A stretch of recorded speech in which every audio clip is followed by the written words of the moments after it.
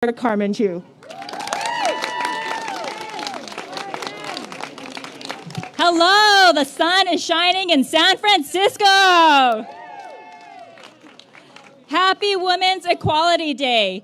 For folks who may not know, in 1971, Women's Equality Day was established by Congress in order to commemorate the passage of the 19th Amendment, which really provided for the beginning of the women's ability to vote.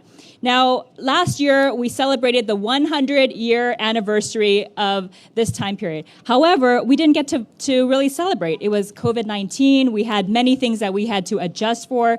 There were many changes in our lives, how we did work, how we interacted with each other, how we had to make sure that we kept our community and our families and loved ones safe. But what we did see during the pandemic was an incredibly difficult time. It was a difficult time for many of our workers, many of our most vulnerable, including our seniors. And we also saw that it was a time which really exposed and laid bare some of the inequities that we face as women. Women, we saw, had greater levels of unemployment during this COVID-19 time, greater economic instability, and often being many times the primary caregivers of family, whether it's elderly in our families or our household or young children, also having to make some of the most difficult trade-off decisions about caring for their loved ones during this time period or going out to work. And so it was especially during this time, during COVID-19, that we see how important it is to not only make sure we continue to recognize Women's Equality Day, but also continue to support efforts like this, the W Challenge, that really seeks to uplift the voices of women. We know that when women vote, when women participate, things can change.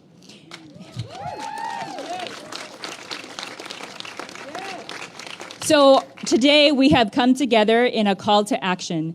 Many people may not know September 14th is actually an election day. We actually have an election out there. Ballots are out. They've been mailed out. Our challenge to all of you is to go out and to vote. Please make sure that you do that civic engagement, that participation, deciding the future of your city, your community. It's so important not only for you to vote, but let's make sure that we also get the people around us to get up, to step up, to vote as well. And so today we have a number of speakers who are here who are just amazing, amazing leaders in their own right. I'm going to be recognizing a number of folks who have joined us today, but of course, one of those most amazing leaders that we've gotten today is our very own Speaker, Nancy Pelosi. She truly needs no introduction, but if you indulge me, I remember when she first became Speaker, we saw the newspaper articles and it said Madam Speaker plastered on top of it. And I can just remember that very day thinking, wow, things are going to change. At the very, very top of our government, we have a woman who is really showing the way, who is making it normal for women to be in power and to have a say and a seat at the table. So without further ado, Nancy Pelosi.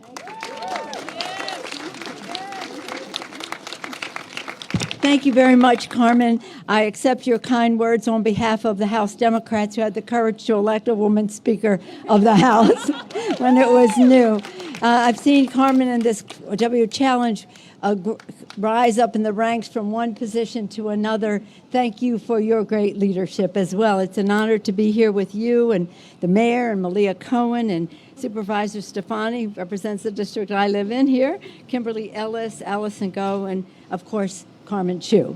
It's great to be here with you. I just have some special guests with me today. Of course, my daughter, Christine, who has on her purple and white, which she always wears.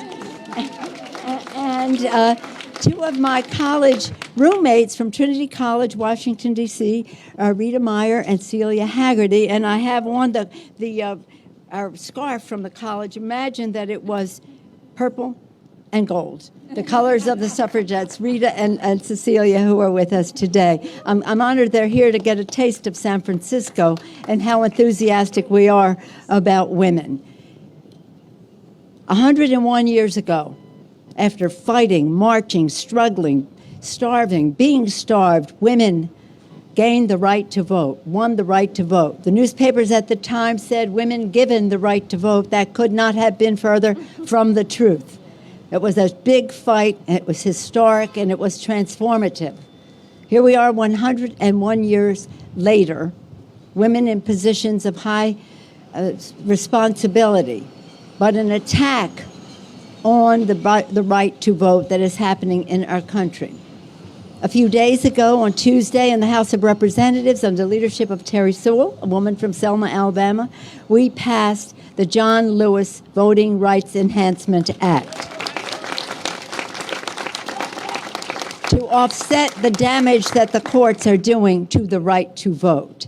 And in doing so, we also need the Senate to pass it and to pass H.R. 1, which is legislation to overturn the voter suppression laws that are being enacted across the country, not only to suppress the vote, but to nullify the vote. So we have important work to do. We have important work to do. And as Carmen said, we have an election coming up in California in just a couple of weeks, and we must all vote in that election. Okay, so let's talk about what a difference it makes. People always say to me, how exciting was it to be up there with Nancy Pelosi, Speaker of the House, and now the Vice President of the United States, Kamala Harris, standing behind Joe Biden when he made his speech, when he made his State of the Union, his message to a joint session of Congress. But of course it was exciting, and all the pride we take in Vice President Harris, that's for sure. But what was really important was the speech he made. It wasn't about women standing behind him. It was what we were doing for women going forward. And he made a speech that is our fight right now, and as Carmen said, where women have made the difference in supporting a Build Back Better agenda. Build Back Better for women. Build Back Better for women. We have child care, child tax credit, family and medical leave, paid family and medical leave, universal pre-K, child tax credit. Did I say that again and again? The list goes on of what he has put into his agenda, which is the Biden agenda for women. And this is where women make a difference. We wouldn't have such an aggressive agenda. Rosa DeLauro has been working on these issues for 2 decades at least, and some of the other initiatives. We would have expanded benefits for Medicare, expanded subsidies for Affordable Care Act. We will have more benefits, dental, visual, and hearing for people on Medicare. This is all about empowering women so that their families are cared for, that their children are cared for, so that we can have women in the workplace making the difference. Children learning, families earning, parents earning. That's our motto in all of this. So all of this is connected to the vote. Think of the courage it took for the suffragists to reach that goal. It took decades. It took decades. We stand on their shoulders. But as Terry Sewell told us the other day in the debate on the floor, one of the women, 100-and-something years old, who came to State of the Union address of President Obama, he said to her, everyone is standing on your shoulders. And she said, get off my shoulders and do your own work. And that is what we are doing here. So we're very pleased. People always ask me, what is in the water in San Francisco that you have so many women leaders coming representing this area? Well, what it is our shared values, our commitment to diversity. And I always say our diversity is our strength, our unity is our power. The unity of women will make change, transform our country. When women succeed, America succeeds. Thank you all very much. I yield back to Carmen Chu. Thank you, Speaker. Our next speaker is our very own Mayor London Breed. I think when we talk about what it means to make a difference as a woman leader, you can see it in our pandemic response. San Francisco was one of the first cities to come out and to act decisively and clearly following the science when it came to COVID-19. Hundreds and hundreds of lives were saved, and now San Francisco has almost 80% of our eligible people vaccinated. That is a difference. I want to thank Mayor Breed for her leadership, and just imagine if we had more leaders like this across the country. Thank you. Well, hopefully we'll get to a point where we don't have to wear these masks. But in the meantime, are we fired up, ladies? Because we know the fight is not over. And let me tell you, it is such an honor to be here with our speaker, Nancy Pelosi. I don't know about you, but I don't know a woman who is tougher, more fierce than Nancy Pelosi. And you all remember that day when she walked out of the former president's office, threw her coat up and threw her shades on. She was like, I'm outie. I came here to say what I needed to say, and I don't have time to play with you. I got a country to run. That's Speaker Nancy Pelosi. She is fierce. She is a woman of courage, and she still makes time to not only deliver for the people of San Francisco, but also to show up for the people of San Francisco, to show up for her community. And you know why? Because she's a woman and we know how to multitask. We know how to we'll cook you dinner, do the laundry, save the country, all at the same time. She raised like 5 kids while she was running for office with a baby on her hip while she's asking for your vote. That's our speaker, and that's women in general. It's what we do. It's why women make such great leaders. And as we celebrate the fight that Madam Speaker talked about to ensure that women have a seat at the table, that we are able to vote and make our own decisions, today is a chance to recommit ourselves to what has happened in the past. Today, we show up with our ballots so that our voices are heard, so that regardless of who is in office, they know that they are accountable to women and what we care about. We know that there continues to be work around policies and investments, but we want to make sure that we remember this day to recommit ourselves to the fight that we know still continues for equal pay, the fight that still continues, so that we can have lactate stations for women in the workplace, so that women are appointed to boards and commissions, so that we are in industries, so that women are in industries that typically they are not. Today I did a groundbreaking, 200 new affordable housing units in San Francisco. And I was so proud of my friend Lori Dunn, who is leading in the construction industry. She was leading and championing this project, an industry predominantly dominated by men. We know that here in San Francisco, we celebrate our diversity, and part of our diversity is ensuring that women are on boards and commissions. We have had a setback, yes, on the Board of Supervisors, Supervisor Stefani. But we also know that with those men, we have to make sure they are held accountable to support the things that Supervisor Stefani continues to push forward. We are grateful to our City Administrator, Carmen Chu, for her continued work to bring this challenge to the forefront.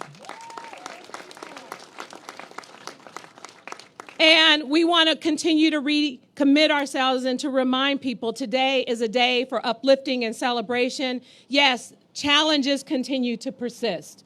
Work continues to get done. And before I just noticed an extraordinary woman and a few other women I want to take an opportunity to acknowledge. We talk about my leadership on COVID, but my leadership had everything to do with having a strong team of women leaders in this city who helped pave the way to make the hard decisions to help save lives. And one of those women is standing to my right, Mary Ellen Carroll, who's the head of the Department of Emergency Management, as well as our fire chief, who's behind me, Janine Nicholson.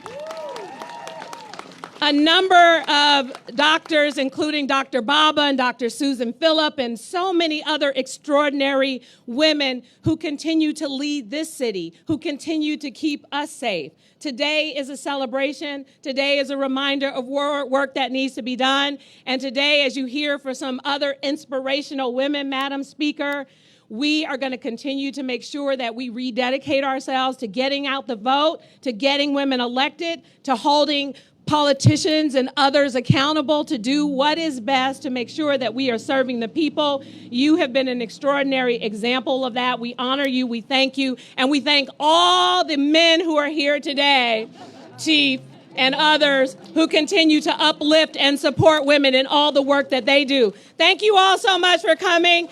Have a wonderful celebration.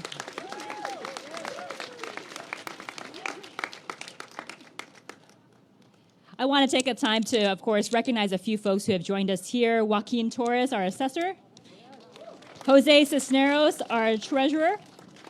Former Supervisor Norman Yee. Of course, Catherine Stefani, who we'll hear from just in a little bit. But we also have a number of other departments that we're going to hear from also in a bit too. But I do want to introduce our next speaker, who is, of course, none other than Malia Cohen, former member of the Board of Supervisors representing District 10 here. Fierce woman leader, new mom, but also making history as the first Black woman to serve on the California Board of Equalizations. Malia Cohen. Thank you. Thank you. Good afternoon, everyone. Good afternoon, ladies. And good afternoon to the fellas who love the ladies. Love the ladies and support the ladies. Well, we are here to celebrate. And we must lift our voices and say, despite the ravages of the pandemic and despite all of our countries what they have gone through, we still stand here strong, united, and undivided. Nothing can stop us, and we will prevail. Why? Because elections have consequences. Is that right, Madam Speaker? We will prevail because we know that through all of our votes, we can change the world. We've seen it done before, and we will do it again. Through our votes, we elected an administration, a speaker, and a Congress that enacted the largest ever federal tax credit for working families. Let's give a round of applause for that. That's huge. When I think about Speaker Pelosi, I think about a moment just last week when a member of the press said to her, "How did the deal go?" And Speaker Pelosi said, "What deal?" Deadpan, dead serious. I love that.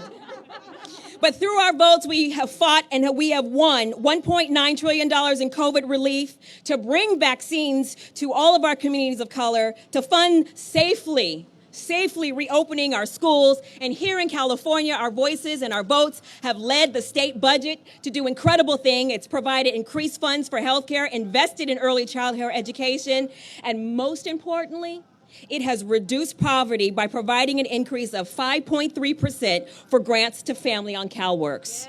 That is incredible. For women, for our families, and for our children, these victories matter. And who knows, perhaps next year we will be standing where you are standing, and the men will be celebrating us all by themselves, celebrating and saying how wonderful these women are and how their lives are so enhanced when a woman is in charge and a woman is running things. I don't know.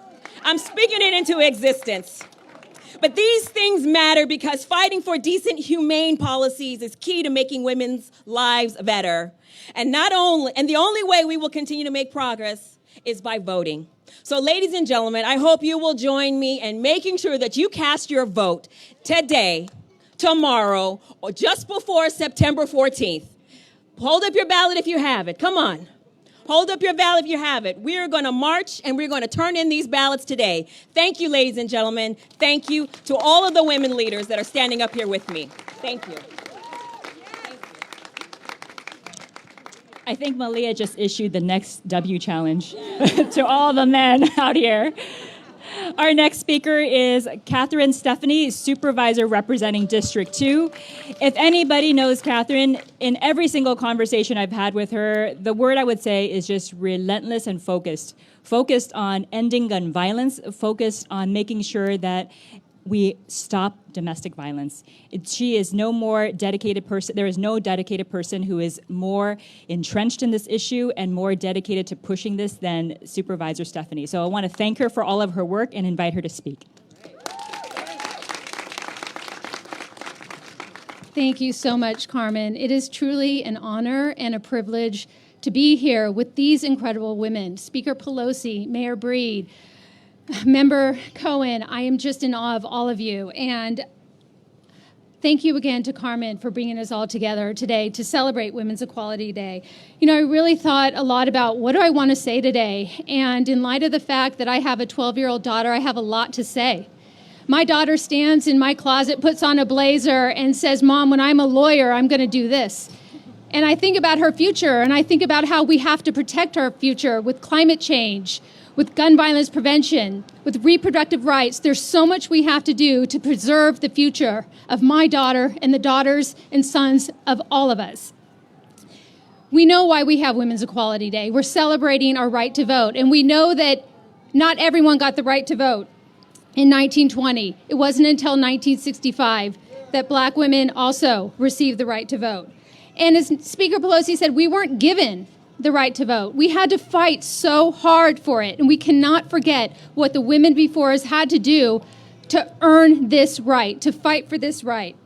So we come together today to honor that, and we not only come together today to honor those women who went before us, but to shine a light on the inequality that we still suffer today. That inequality shows up in our everyday lives.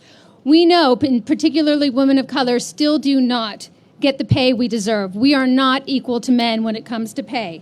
And paying women, especially those paying women equally, could cut poverty rates in half for employed women and bring millions of children out of poverty. We work for less and we do twice the amount. I know that's true in my house. It's as if someone makes dinner and they get an extra credit button, but I didn't say that out loud. Women accounted for 100% of lost jobs in December 2020, while men had a net gain in employment. We know that domestic violence has skyrocketed during the pandemic as women were in lockdown with their abusers. And I'm also surprised to hear even locally with domestic violence, prosecutions are not what they should be. And attitudes that victims need to agree to prosecution before we do anything is absolutely wrong. It's 1950s thinking. In 2018, the United States was named the 10th most dangerous country in the world for women. And that's because of domestic violence. And that's because of our gun violence epidemic. And who do you think is on the front lines of fighting both those issues? Women. Yes. So how do we honor the foremothers and all those who have paved the way? And I can tell you what we don't do, and this is what is keeping me up at night. We do not pave a way and create a pathway for California's leading misogynist to become governor, and I'm not going to say his name, but I am going to say some of the things that he says. We must stand together and vote no on this recall. Too much is at stake. We cannot afford to be complacent. Women, you just cannot afford to be complacent right now. The leading candidate to replace the governor who everyone's talking about does not care about women and does not care about the issues we care about. You know what he says about women? And I quote, "Women know less than men about political issues, economics, and current events. Good news for Democrats, bad news for Republicans. For the less one knows, the easier the manipulation." Well, I'll tell you, I'll take him on any day. And so will all these women. He also says, glass ceiling, what glass ceiling? Women exaggerate the problem of sexism. Oh, do we?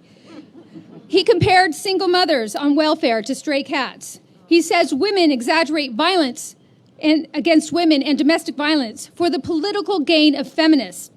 In January 2017, he tweeted that women taking part in the Women's March were too unattractive to be sexually assaulted, and he also mocked women attending the march as obese.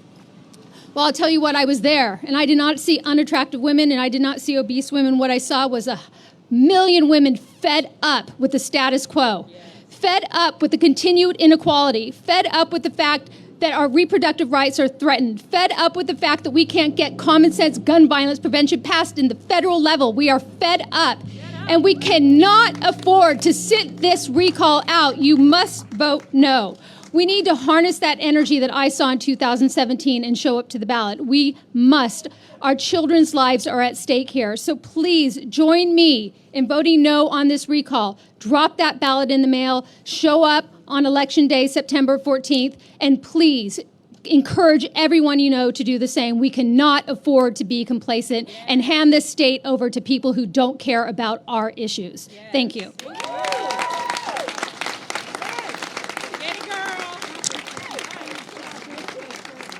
Please join me in another round of applause for Supervisor Stefani. Thank you so much. Just a few more folks to just recognize here. We have Chief Bill Scott, Michael Lambert, our city librarian, Viva Moga, Election Commission, our board, MTA Board of Directors, Sharon Lai, Linda Jarrell, Maria Sue, Carol Eisen, Debbie Raphael. We've got a ton of women leaders who are here with us today that I want to make sure just to mention. Cheryl Davis, Karen Roy, Claire Farley, Adrienne Pond, Samantha Allen, Valley Brown, Maggie Wieland, Lenita Henriquez, and Virginia Donahue. Thank you so much for being here with us today. Now it's getting hot, so please bear with me. 2 more speakers, and you're going to see it's worthwhile. We've got 2 speakers ready to come up and speak. The first one is going to be Kimberly Ellis. She has started with the city not that long ago as leading the helm in terms of our department on the status of women. She is no stranger to the issue of women's empowerment, leading California Emerge. Kimberly.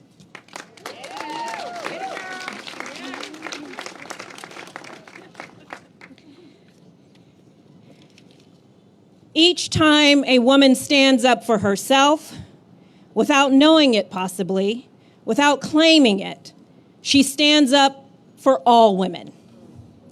Those, of course, were the words of the incomparable Maya Angelou. Today, the women up here stand up for ourselves, for each other, and for all the women who will come after us. Good afternoon, everyone. I'm Kimberly Ellis. I'm the director for the Department on the Status of Women.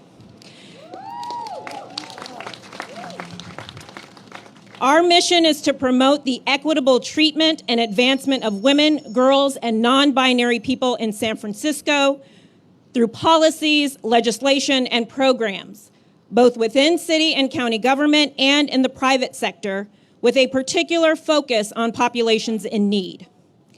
Today, the work of DOSW is focused in 3 core service areas to catalyze transformative change in the lives of women, girls, and gender nonconforming people.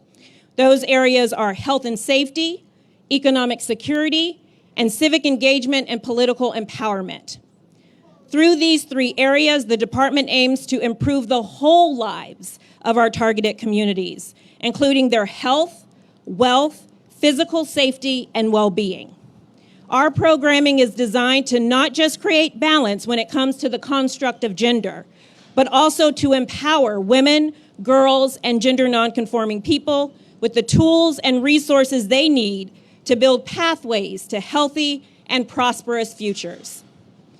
On this day, more than 100 years ago, the 19th Amendment was added to the Constitution of the United States, extending the right to vote to women across the country.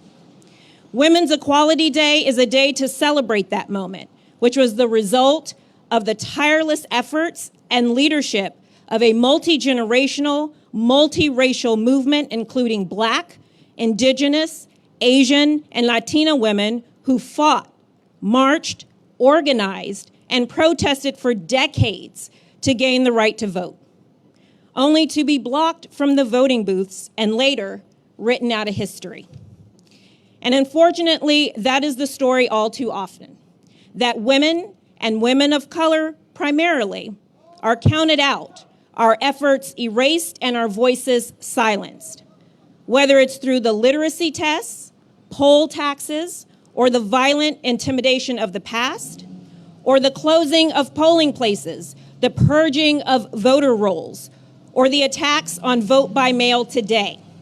The fight for the right to vote continues.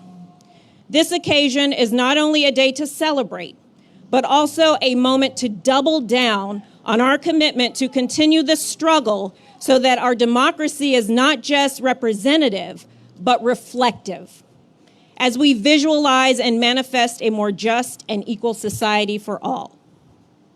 Over the last century, women have fought to gain access to the classroom, to the boardroom, and to the decision-making tables where our very lives and livelihoods are determined. And with each advancement, we have seen and felt the impact that comes when women actively participate in determining our own futures. We know that diverse voices, perspectives, and lived experiences bring forth new issues, new ideas, and nuanced and sustainable solution to the halls of power.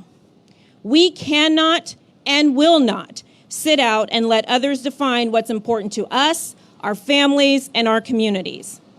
As we've witnessed in the past several elections, women are the margin of victory.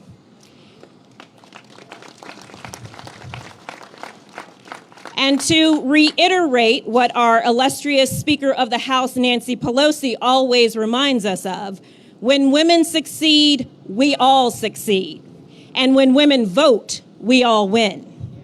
In honor of our foremothers and our sisters in the struggle, I join my colleagues and fellow women leaders here to urge you to make your voices heard and cast your ballot today and no later than September 14th in the upcoming special election. Happy Women's Equality Day to all. Thank you and good afternoon.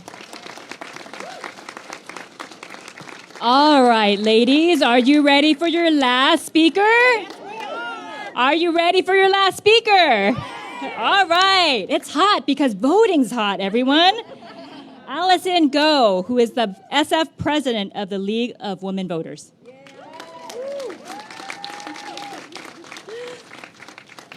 Hey, everybody. Thank you for having me on this very warm, sunny San Francisco day. So today's really special to me, Women's Equality Day, both as a young woman and an immigrant. And for those who can't see me, I'm soon-to-be mom. So I'm very excited to be standing here and sharing this podium with so many of my heroines, Speaker Pelosi, Mayor, so many Board of Supervisors, Kimberly Ellis. What a great group of speakers we have today. Thank you to everybody who has helped plan this today, especially my League of Women Voters volunteers, Kathy, who's really helped out with this.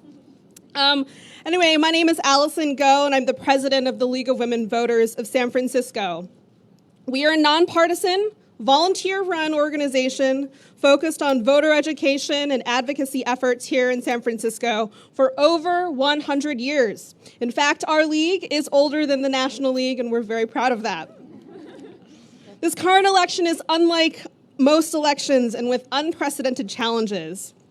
This election is different than most, One, election day is September 14th. Two, it's nice and simple. There's only two things to vote on. We don't have to worry about dozens of ballot measures this time. And three, since we are in the middle of a global pandemic, the state of California has continued to lead on voter accessibility and has mailed every registered voter a mail-in ballot. If you received your ballot, that's great. Fill it out and return it as soon as possible. If you haven't received it or need to update your registration, contact the Board of Elections. We have a lot of FAQs and information about where you can return your ballot on our website at lwvsf.org/vote. In other League of Women Voters activities, we are also working really hard on redistricting. Now, many folks hear a lot about federal redistricting, but did you know that you too can get involved in the process right here in San Francisco? Redistricting will change our Board of Supervisors district lines and affect our daily life. We have resources and information on our website, again, lwvsf.org/redistricting, including a recording of our recent webinars, including one on defining your communities of interest. We only get this chance to redraw our voting lines once in a decade. Now, the census data is out, and we're off to engage with our local government, so you should get involved, either with us or on your own. And the redistricting task force needs to have the final set of district maps done by April 2022. So now is the time to make your voice heard. And we need your voice so that our voting maps are fair and equitable. We have 9 San Franciscans who have been appointed to your local redistricting task force. If you want to get to know them, we have their bios on our website, lwvsf.org. I've actually met a few of them recently, and they're really looking forward to hearing from our fellow San Franciscans like you about your communities and your voting maps. If you've ever walked down the San Francisco street and thought about how one side of the street is on one district and the other is on a completely different district, or maybe there's a part of your own neighborhood that you think looks, feels and identifies as your community, but for reasons unknown to you is in a completely different supervisorial district, these are things you can tell the redistricting task force. If you caught the San Francisco Chronicle article last week, one of the task force members, Raynell Cooper, actually took the time to walk all 50 miles of district lines. It's a really great article. I highly recommend check it out. So just to wrap it up, just a friendly reminder, turn in your recall ballot by September 14th, and then get involved with local redistricting. Thank you for having me. Thank you for all of our speakers. Happy Women's Equality Day. Thank you for getting out here, Allison. I do want to recognize Supervisor Asha Safai, who's joined us as well. And now I want to say thank you for all of the attendees for coming. Let's get on the steps and take a quick group photo. Thank you.